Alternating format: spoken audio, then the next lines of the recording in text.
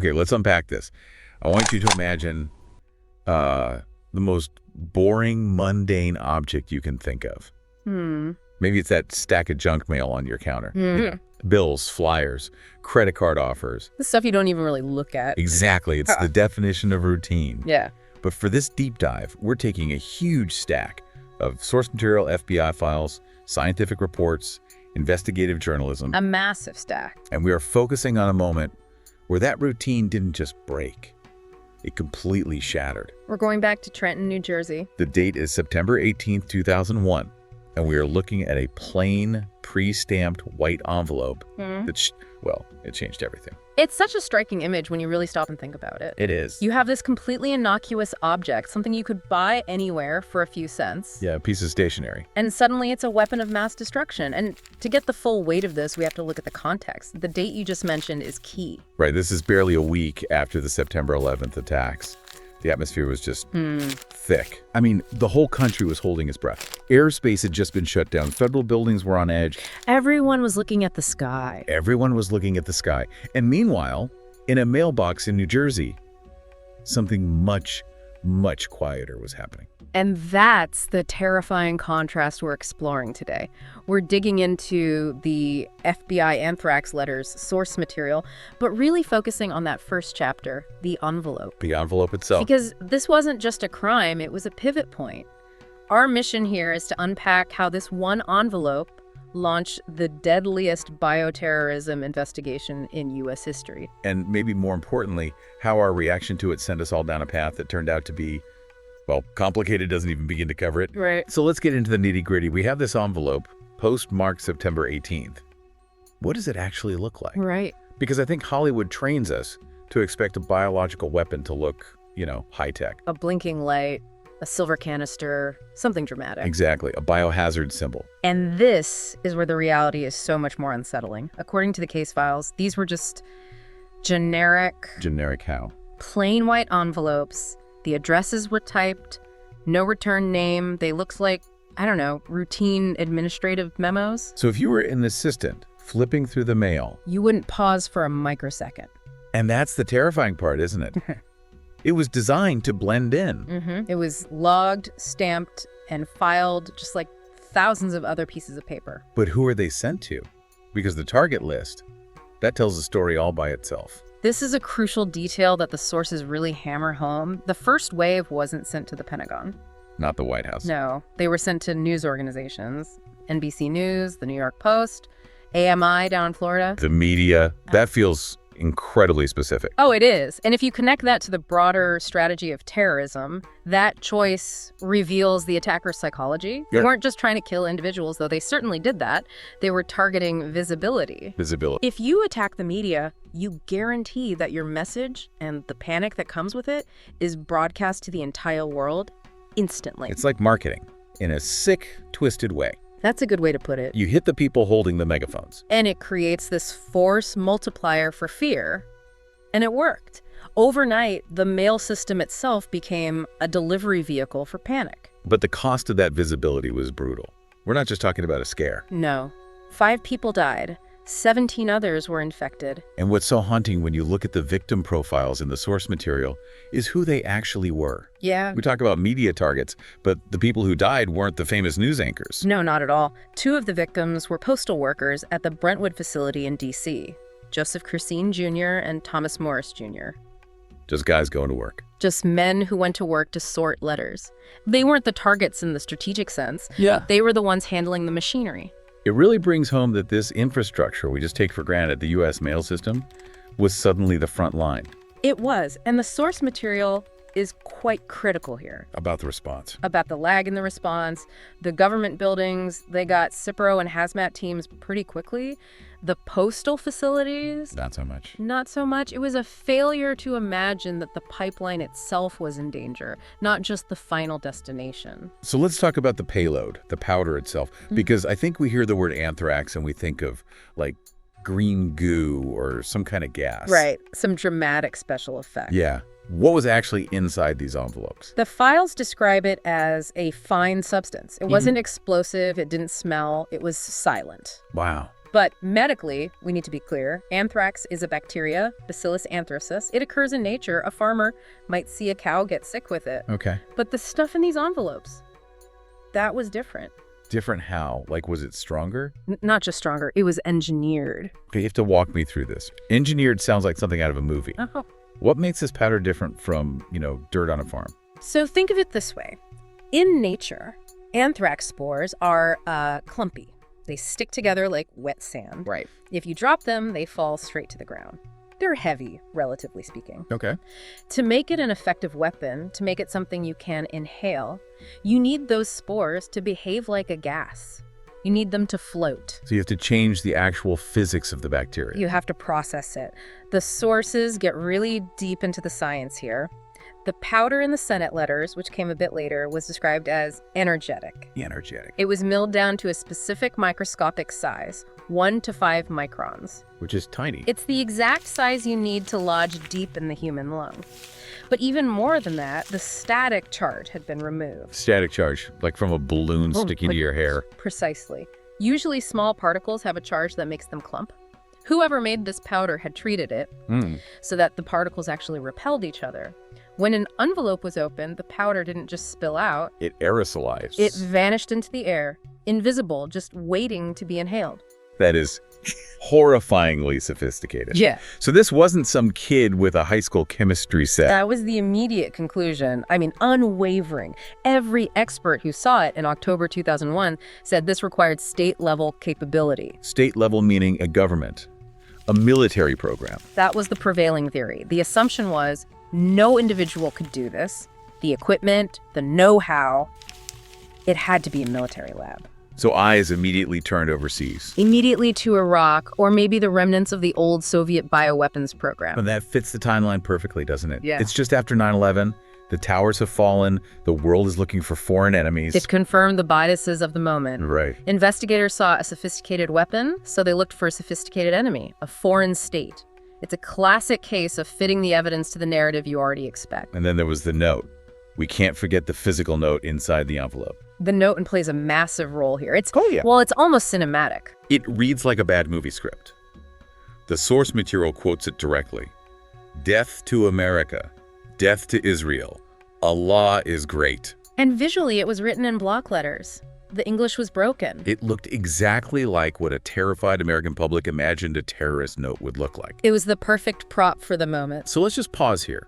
You have a sophisticated bioweapon, which points to a state actor. Mm-hmm. And you have a note that literally says death to America. I mean, case closed, right? Right. It's foreign terrorists, it's Al-Qaeda, it's Iraq. And that is absolutely how it was interpreted. In late 2001, that note was like a confirmation bias turbocharger. Yeah. It gave the nation the exact narrative it was already primed to believe.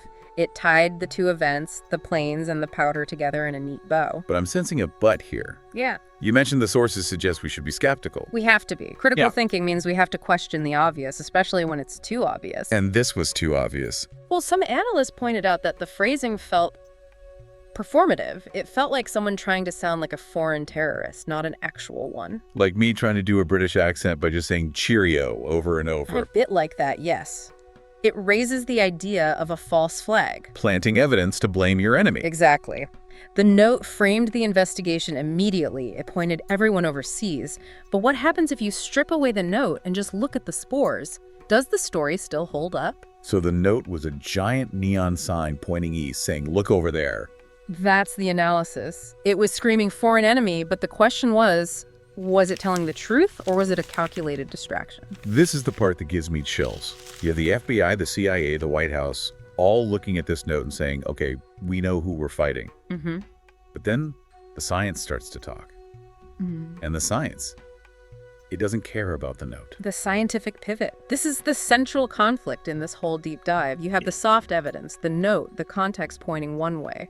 And the hard evidence, the genetics of the spores, starting to point somewhere else entirely. A completely different direction. So by October, scientists are really digging into this powder, not just how it floats, but its DNA.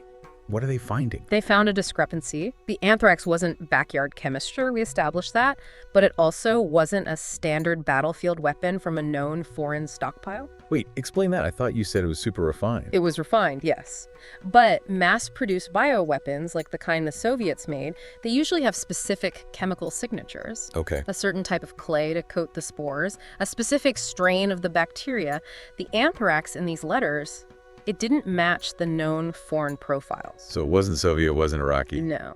And then came the breakthrough in what they called microbial forensics, a brand new science basically invented for this case. Wow. They didn't just identify it as anthrax. They sequenced its DNA. They looked at the genetic mutations inside the bacteria. Like a fingerprint. More like a serial number. They traced it back to a specific strain called the Ames strain. The Ames strain. That sounds American. It is. The Ames strain is a research strain.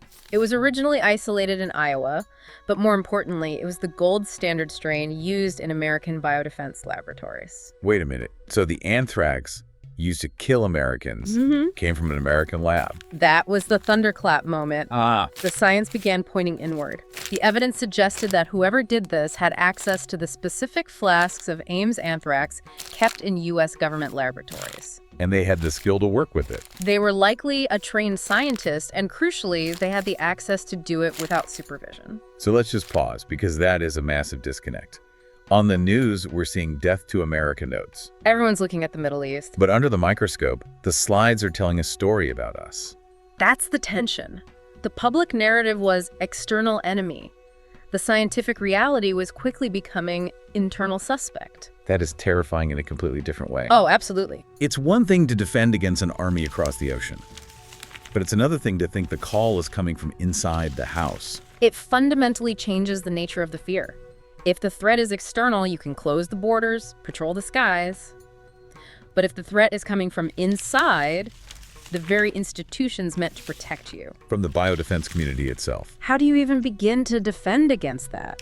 And the sources mention this realization unsettled the agencies even more than the idea of Al-Qaeda did. Why? Because agencies like the FBI, they rely on profiles. They rely on certainty. They had a profile, foreign terrorist. The evidence was shattering that profile. It forced them to look at their own people, their own vetted scientists with security clearances. It's a psychological and investigative nightmare. It means you have to interrogate the very people you would normally ask for help. It's the Goldilocks problem, right? Too sophisticated for an amateur. But too specific to U.S. research for a foreign enemy. It landed right in that uncomfortable middle ground of the expert insider. The domestic expert, yes. And once that shift happens, once the evidence starts pointing home, there's no going back. You can't unknow that. The entire investigation had to pivot. From hunting a terrorist cell to hunting a lone wolf within the U.S. scientific establishment. It just makes you think about how fragile our sense of truth is in a crisis. We were so sure. The note said it, the timing said it. But the dust disagreed. And facts, eventually they always win. But that delay, that gap between the assumption and the fact, that's where the mistakes are made. And where the investigation lost precious time. Lost time chasing ghosts overseas, while the real source was much closer to home. So let's bring this all back. What's the takeaway for someone listening to this today? I think this whole story is a masterclass in cognitive bias. When we're afraid, we look for the monster we already recognize. We expected a foreign attack, so we saw a foreign attack. We interpreted everything, especially that note, to fit the story we expected. The lesson here is about the danger of certainty. When the evidence starts to contradict your narrative, you have to be brave enough to drop the narrative, no matter how comforting it is. The danger of certainty. Yeah. I like that. It's a good reminder to always double-check what we think we know. Especially when emotions are running high. Yeah. And to look past the note, whatever that note may be in our lives, and look at the actual spores. Look at the hard data. Even if it tells you something you really don't want to hear. So we've gone from a routine memo in Trenton to the realization that the killer might be an American scientist in a secure lab. A journey from the mailbox to the microscope, and ultimately to a mirror. Before we wrap up, I want to circle back to that idea of the uncomfortable question. The sources suggest that the realization that the threat is domestic is actually scarier. Why do you think that hits us so hard? Because it's a betrayal of trust. A foreign enemy is supposed to attack you. You expect it. Right, that's their role. But a domestic threat, especially from inside the scientific community, it implies a betrayal of responsibility. A betrayal of the social contract. Exactly.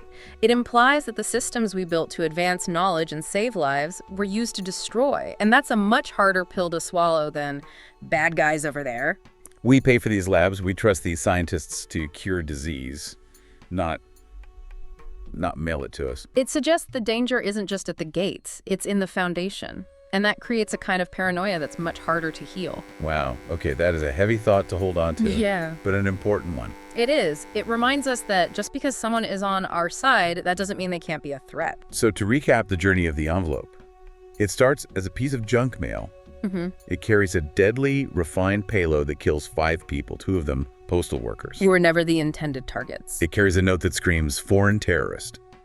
But the science whispers, "Domestic expert." And that whisper eventually became a shout that drowned out the initial narrative. It really shows that in these deep dives, nothing is ever as simple as it seems on the surface. Never. The truth is usually in the details we overlook, or in this case, in the invisible biology we couldn't see. Well, I think that gives you plenty to think about next time you check your mail. Hopefully it's just bills. Hopefully. Though, bills are scary in their own way. True enough. Thanks for walking us through the stack today. For the deep dive, we'll see you next time. Stay curious. And stay critical.